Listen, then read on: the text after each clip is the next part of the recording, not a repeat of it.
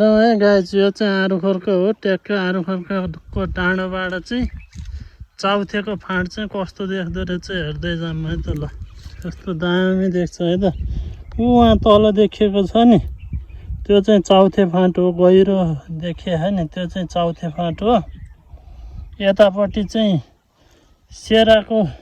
सेराबाट देख्ने टावर चाहिँ यो हो हैन। आरुखर्क चाहिँ ट्याक्कै यही हो। हामी भिडियो बनाइरहेको छौँ। आरुखर्क माथिको डाँडो यही हो। यस्तो देख्छ हैन ट्याक्क। ल हेर्नुहोस् है त्यो लामो टरो त्यही हो आरुखर्कको तलको। अनि त्यहाँबाट सिन चाहिँ यस्तो बवाल देख्छ है घाम लागेको बेला चाहिँ। चाउथेको सिन चाहिँ अलि राम्रो देखिएन। अलि हामी घाम यतैपट्टि लागिरहेछ नि त, त्यही भएर त्यताको सिन चाहिँ खासै राम्रो आएन।